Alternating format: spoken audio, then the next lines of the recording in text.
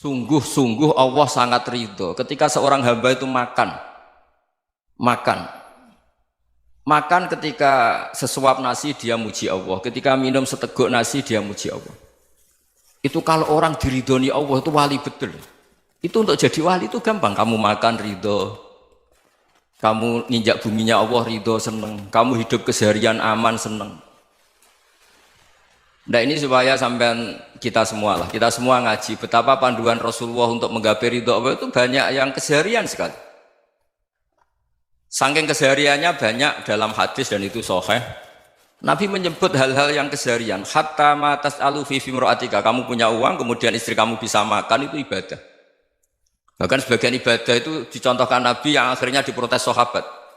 Yaitu wa fi buti ahadikum sedekah, kamu menggauli istri kamu itu ya sedekah. Sampai sahabat bilang yang benar ya Rasulullah. Ayati ahaduna syahwatahu wa huwa lahu ajrun. Masa urusan biologis, urusan syahwat kemudian dia dapat pahala. Nabi menjawab, alaysa lawadu'aha fi haramin akana alaihi wisrun. Bagaimana kalau dia meletakkan ke yang tidak benar itu kan dosa. Nah, hal-hal seperti ini yang saya ingin teman-teman semua saya juga agak ingin ngaji demi Anda juga agak ingin. Itu dosa sekali ngaji kok pesanan kelompok tertentu itu enggak boleh. Islam itu untuk semua. Jadi ya cuma karena di depan saya jenengan ya seakan-akan jenengan korbannya. Itu ada ilmunya dalam usul fikih itu. Jadi orang itu harus ngaji usul fikih. Nama yang disebut, mungkin Mas Sufyan masih ingat zaman ngaji usul fikih. Nama yang disebut itu tidak jaminan sebagai prioritas perintah. Jadi misalnya gini, kebetulan yang di depan Nabi itu Abu Dzar. Nabi ya bilang, ya Aba Dzarin ini uhibbuka misalnya, atau ya Mu'ad ini muhibbuka, atau ya Aba Hurairah ini uhibbuka misalnya. Banyaklah riwayat yang Nabi nyebut ya Aba Dzarin, ya Mu'ad, ya Aba Hurairah. Kemudian misalnya Nabi meneruskan khitab, ini uhibbuka, saya mencintai kamu, fakul dubur sholatin, atau sebagian riwayat disebut fala tada'an la dubura kulli sholatin, Allahumma inni ala dzikrika wa syukrika wa husni ibadatik. Saya mencintai kamu, siapa saja. Mu'ad bisa, Abu Dzar bisa siapa? Saya mencintai kamu, mohon kalau habis sholat kamu jangan lupa wiridan Allahumma a'inni ala dzikrika wa syukrika wa husni ibadatik. Ya Allah, tolong kami permudah supaya mudah ingat engkau. Anda tidak bisa mentang-mentang, wong nama saya Parmin, nama saya Purnomo, itu yang diperintahkan Mu'ad misalnya. Jadi yang disebut satu, tapi khitab itu untuk siapa saja. Saya teruskan. Jadi saya mohon semua kita melakukan kebaikan itu kalau dalam kaidah fikih disebut al yakin la yuzalu bisyak. Banyak kebaikan yang kebenarannya itu 100%. Tidak punya efek samping ke pihak lain, ke kelompok lain, ke komunitas lain. Itu tadi misalnya Anda makan dan itu murah sekali, hanya butuh satu piring. Setiap punyaan kamu muji Allah, setiap minum kamu muji Allah. Itu redaksinya Rasulullah SAW disebut Allah sangat ridho ketika seorang hamba makan, kemudian dia memuji Allah, atau minum kemudian dia muji Allah. Logikanya gampang. Negara seperti ini yang kamu harapkan bentuknya kayak apa, mertua, ipar, komunitas, tetangga, itu nyata terjadi itu kan belum pasti. Sementara yang mesti terjadi adalah kamu butuh makan, kalau tidak mati. Butuh minum, kalau tidak mati. Butuh bumi yang nyaman ditempati, kalau tidak kita juga mati. Sebab itu Allah kalau menyebut nikmatnya itu hal-hal yang keseharian. Alladzi at'amahum min ju'. Allah itu siapa? Allah itu yang menciptakan kamu bisa makan. Tidak berlebihan. Allah itu yang menciptakan kondisi sosial itu ideal. Zaman Nabi itu ya ada orang munafik. Orang-orang pilihan Allah itu juga diuji orang sekelilingnya yang macam-macam. Semua diuji sesuai konteks zaman dan waktu. Nah, tapi ada ibadah-ibadah yang selalu disarankan Nabi. Sampai Nabi itu pernah ditanya, ayul islami khairun ya Rasulullah, Islam terbaik itu gimana? Jawaban Nabi itu unik. It'amut to'am. Islam terbaik itu ya makan-makan, yang santai-santai. Ketika Allah menyebut beberapa kebaikan, falak tahamal aqobah wa ma adrokan Allah mal aqobah. Terusannya apa? Fakku raqobah. Terusannya apa? Au it'amun fi yaumin di masghubah. Ya itu acara makan-makan itu juga Islam. Kenapa? Ya bayangkan kalau tidak ada makanan kita mati kan? Kondisi sosial tidak ideal itu Anda masih gak apa-apa. Tapi kalau Anda tidak makan, Anda tidak minum, Kamu punya istri cerewet masih bisa hidup, punya mertua cerewet masih bisa hidup. Tapi kalau tidak makan bisa mati. Berarti penting mana istri sama makan? Penting mana?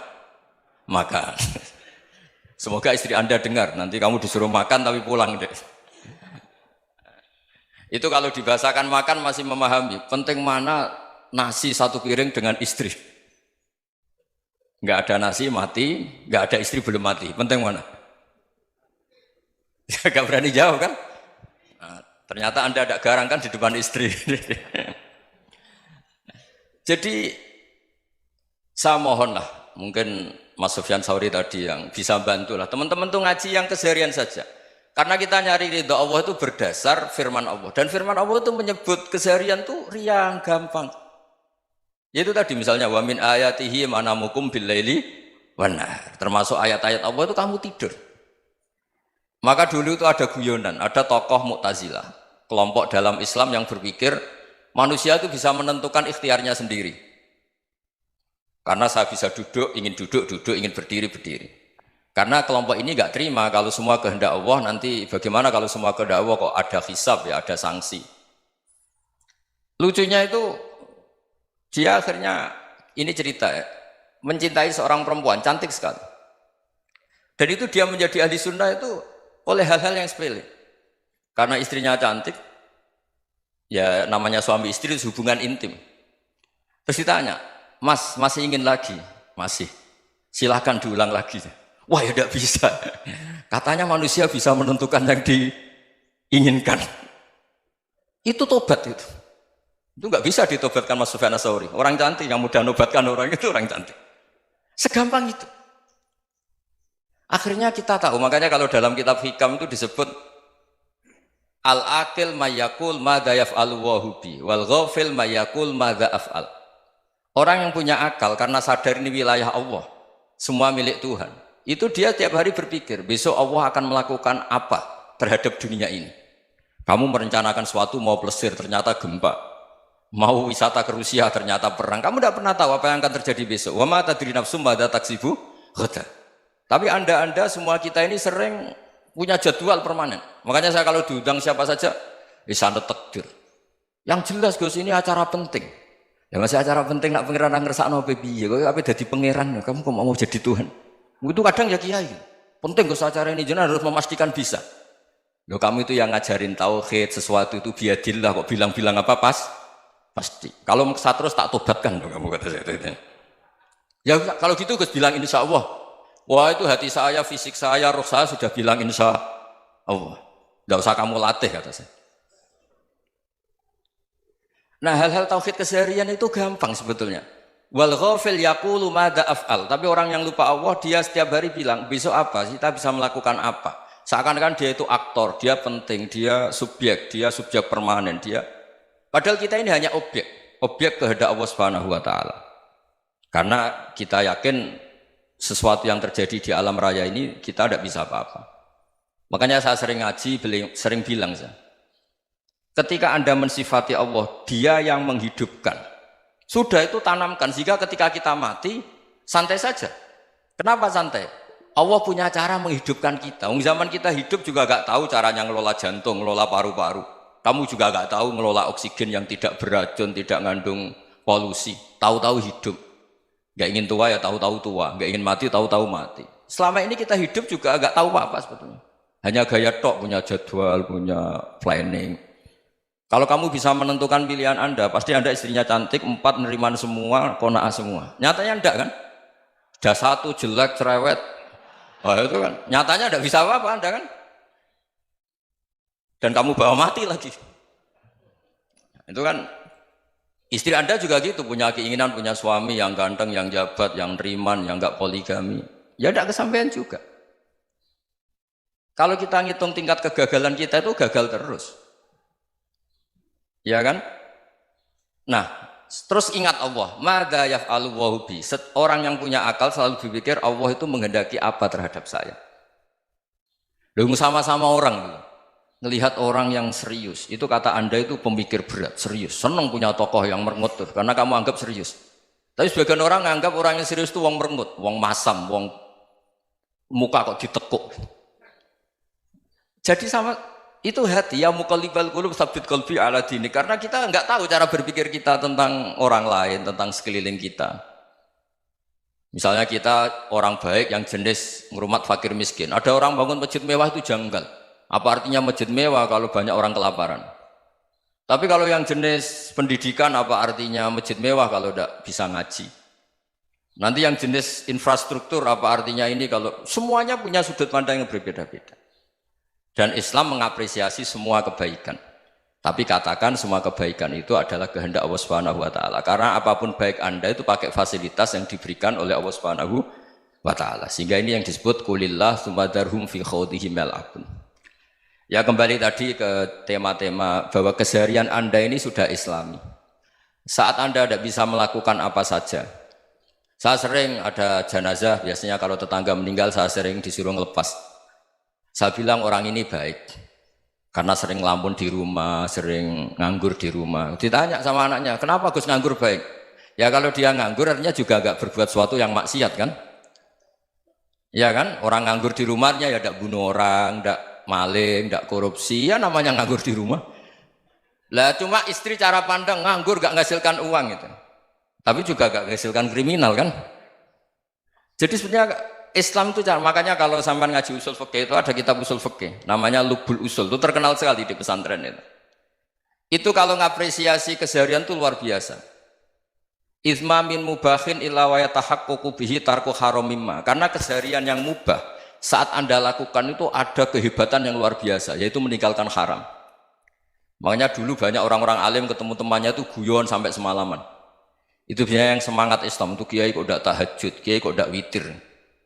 Orang yang sedang mapan uangnya banyak, malam itu tidak kelayaban itu sudah luar biasa. Melawan nafsu supaya tidak maksiat itu sudah luar biasa. Supaya lupa guyon sama temannya semalaman sampai subuh. Gejlok-gejlokan ngenang zaman miskin, zaman kuliah nggak jelas, zaman apa. Melihatnya jangan tarkut tahajud. Seperti ini meninggalkan tahajud, tapi meninggalkannya ini talkul muharramat. Jadi kayak apa hebatnya? Sehingga Imam Ghazali punya riwayat yang agak unik. Hatta takuna ibadatu akhiri hadil ummah iku an-naum. Sehingga suatu saat ibadah terbaik umat ini itu tidur. Itu kan riwayat kontroversi. Ketika Imam Ghazali tanya, kenapa iya? Kenapa kamu mulai keluar dari rumah itu sudah banyak maksiat? Melihat perempuan yang enggak mahram, melihat fenomena. Tapi kalau kamu tidur itu enggak melihat apa-apa. Tapi juga kamu jangan menganggap tidur itu ibadah betul. Saatnya melakukan fardhu ain malah masih tidur.